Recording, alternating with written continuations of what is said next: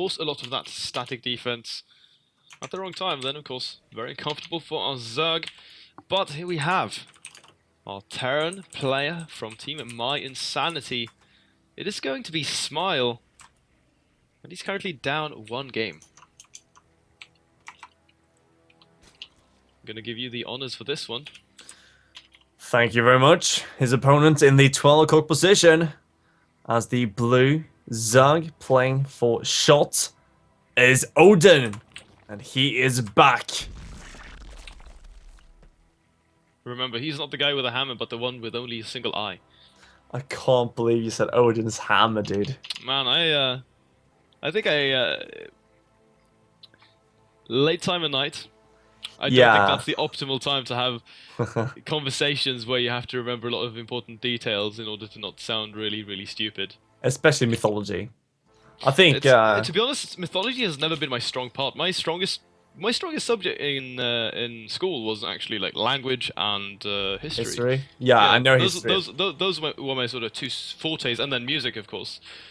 Well, unfortunately for me, they never actually had mythology in school. We had like... You have like general religion. Yeah, you get to know a bit, but like you don't actually have it as a subject, and no, it's very more like basic, like on the more surface like 2 to everything. pages. Yeah, exactly. Like you scratch a bit upon the surface about all the different religions, and then some of the older sub-religions. But it kind of ends there.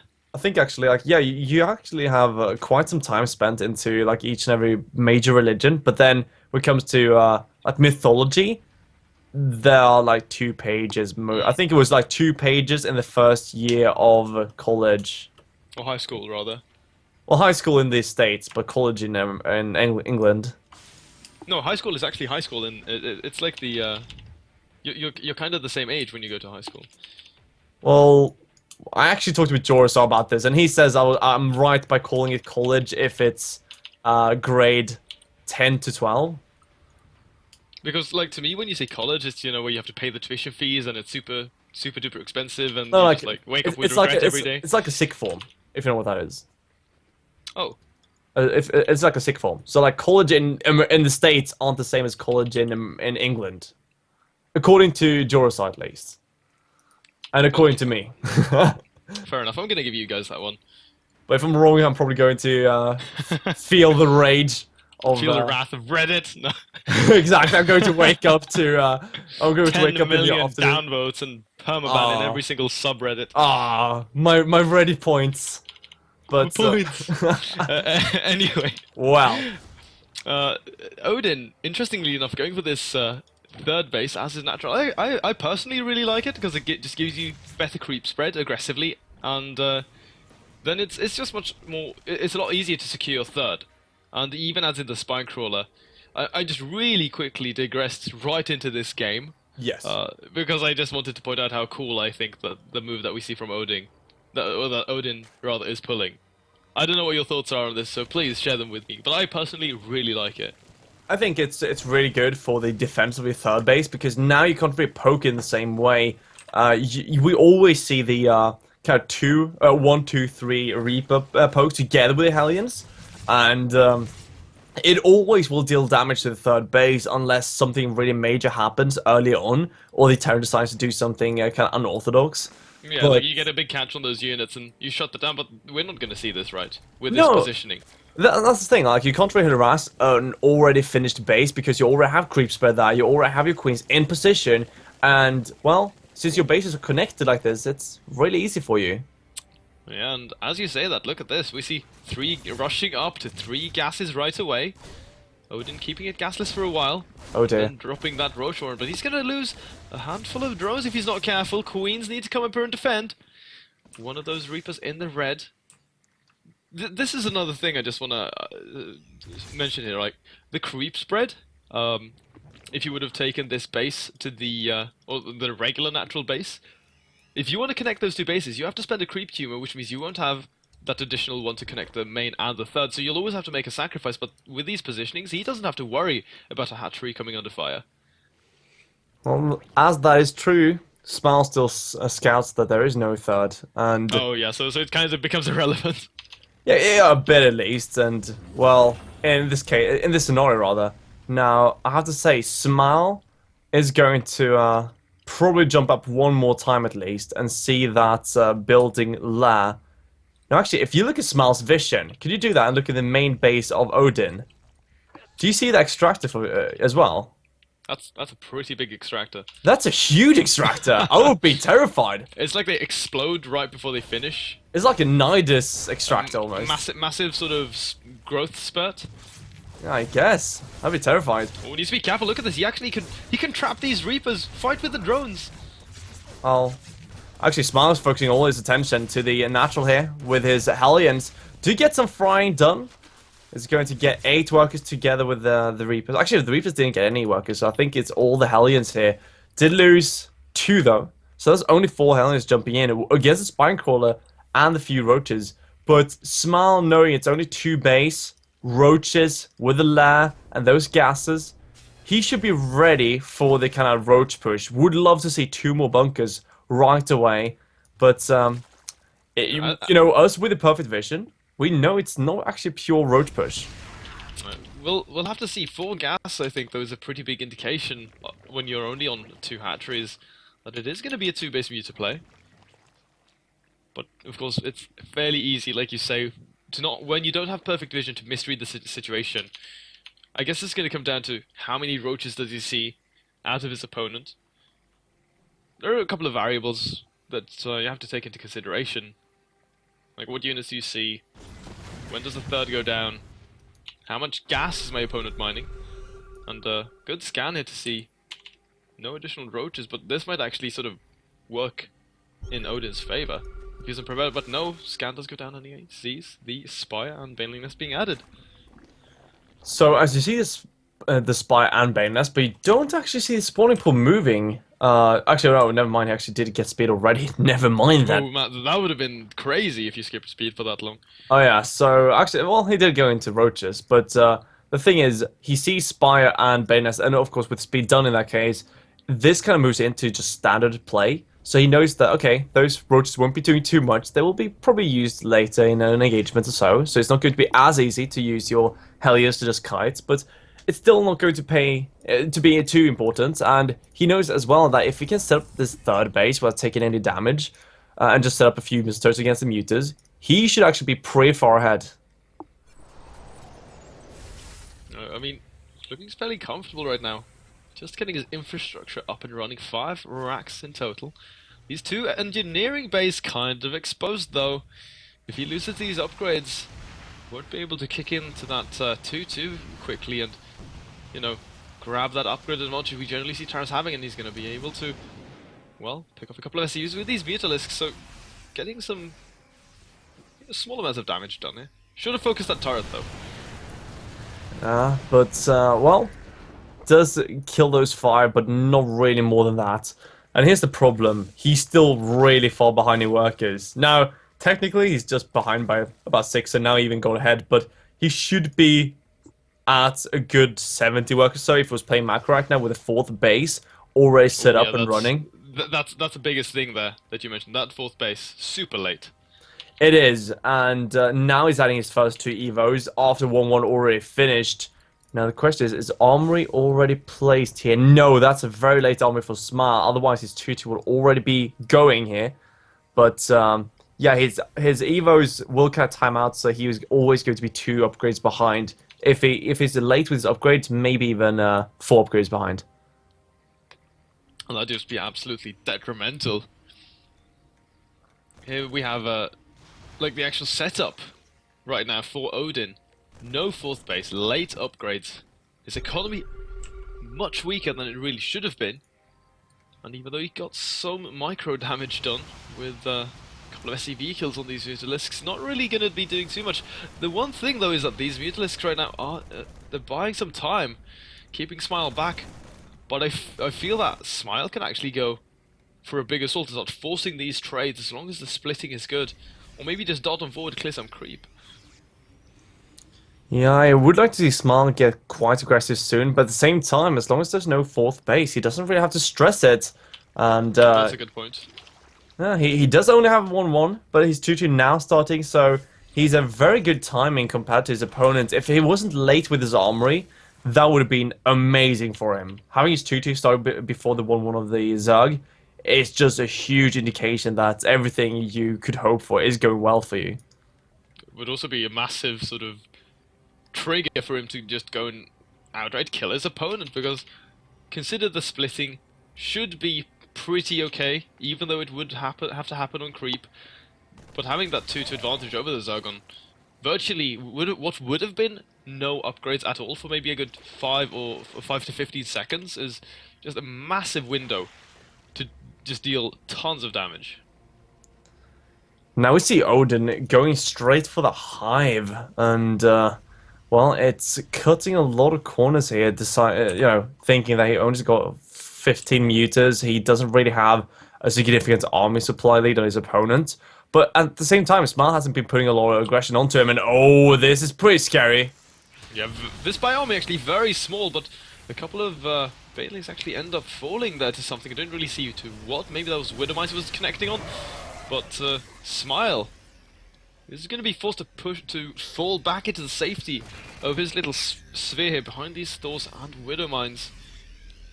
The drop though coming into the natural, or should we call it third base here, is going to end up being pushed away. And well, Odin, unfortunately, I'm going to say, pull all his units back for this. This is a bit of a mistake that you can't really afford doing at this level of play, but way too many people still do it. It's one of those things you can even see the best players in the world do for a second or so. And, well, I think overall, though, he's dealt with drops really easily. We see this is the second drop he shuts down without taking any damage almost. And losing like a drone, but it doesn't really matter. Yeah, and he's going to get aggressive now, which is really good for him, because Smile is moving at the same time, so it's kind of perfect timing. Oh, but remember, he has to cover for this gold base, though. That's the thing. This is going to be his link into the late game. He loses the 4th base. Well, we're going to be landing in that same scenario that we used to have back in the early stages of Heart of the Swarm, where everything just became a battle over the 4th base, where the Zerg had to not die, and time is hived correctly. Now things are different, though. The hive is already done, but he still needs to be very careful. Smile, though, cannot overstep here. He's actually got a good amount of units on the left-hand side with these medevacs, so his army is actually a little smaller than it would usually be, and he manages to isolate a Thor, take that down in seconds. Is this a misrally? No, I think he, well, actually, they do just stop here, so either he was trying to go for some counter damage, or it was just a misrally. But he's going to have a lot of units coming up here to attack into the gold base, but that Bioarm is really injured. He can't pick up all of it, and I think with a big wraparound here, going to see the entire army of Smile just evaporate. We see the mutas coming out here. Should be focusing the medevacs, not the actual mines. Oh, well, I mean, he did avoid a big connection, but he just completely shatters that. Shatters the ground army, and now Smile, even though he's got a handful of command centers, has still not gotten those expansions up and operational. Now, this is the big deal here. Trading this gold base, sure, that's a nice pick-off, but as Terran, losing your entire army like that, and still not having that 4th base up and running, Odin, still an excellent position in this game. A lot of sloppiness coming out here from Smile, controlling his drops as he should, and even leaving those medevacs to die. Medevacs right now are very important. You can only make 2 per cycle with only 1 starport, and well, that's 2 cycles of medevac he lost instantaneously just to being sloppy and not pulling them back. Going to try for another drop here, but it's kind of too late for that. He's going to meet straight up with the mutas. Ouch! That is going to be annoying. Good night. That pilot lost their flying license. And a life. Well, I think the latter is the worse.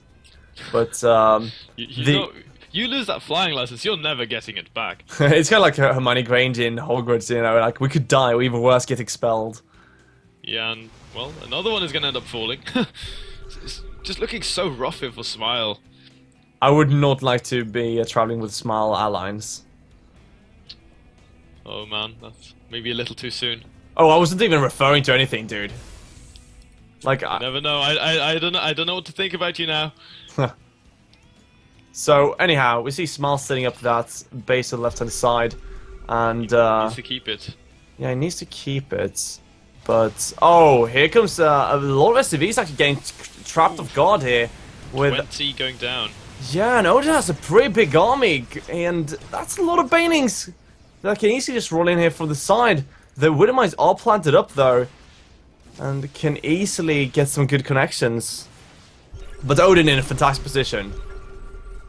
Yeah, most definitely. His chitinous plating just finished up, and he's soon gonna have 3-3. The Zerg staying on very even footing in the upgrades, and this is actually something that we generally don't see too often. Smile, what do you think here? What he manages to not hold that fourth base, which is just so pivotal for him to stay in the game. What is he gonna do versus this army that we see from Odin? Well, right now he's so far behind that it's really difficult, and Odin could technically just make a massive amount of banings to try to bust through this, but he's really happy right now just holding back the bases of Smile and keeping on 3 bases kind of shut in. And I think overall that Smile's just going to have a hard time even getting this 4th up. Even though he puts his entire army over here, he's still far behind in army. And as 3-3 is going to finish for Odin in a fair amount of time, it's going to be increasingly difficult to just keep holding on against these waves of units. And even Broodlords will be coming out soon. So every sort of trick in the book here for Zerg. And remember one thing though, he's moving his entire army to cover for the 4th base, but this leaves the right hand side completely open and exposed. But good joke sets up here for our Terran. The Widowmines get some fairly good connections. And now the Zerg army is going to be breaking right up into the main, but this might be a bit of a mistake, because he's going to be fighting in a sim city, and that's not what you want to be doing versus a bio army.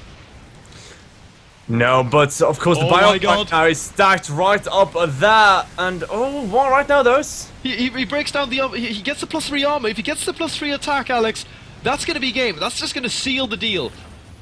Yeah, I think this game is almost over already, but well, Smile's trying to hold on. Once again, the Odin, you have to focus that engineering, but you see it working.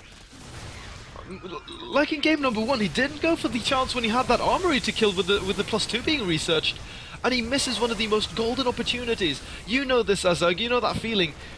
If you can get to the Terran upgrades, that's like one of the most important, valuable targets of opportunity that you can ever have presented to you. And Smile, or Odin rather, kind of throwing away a golden opportunity here to secure his absolute victory. Well, to be honest, I still think he's so far ahead that it might not just matter. We see so many Brutals right now morphing in here. He has so many Ultras as well. A pretty nice amount of Mutas can actually just attack to the right-hand side as he pushed in with that late-game composition to the left. And it's all about the bio getting underneath the Brutals to have a chance even, because Smile doesn't have any Vikings whatsoever. Nothing but the Marines and the Thor can really be damaging the Broodlords. And they are a bit too many right now to deal with just pure Marine. I think this is just going to be it. Like you've said, like I've said, we've both sort of. I think we can agree that Smile, even though putting up a good fight here in the losers round, is kind of on his last legs.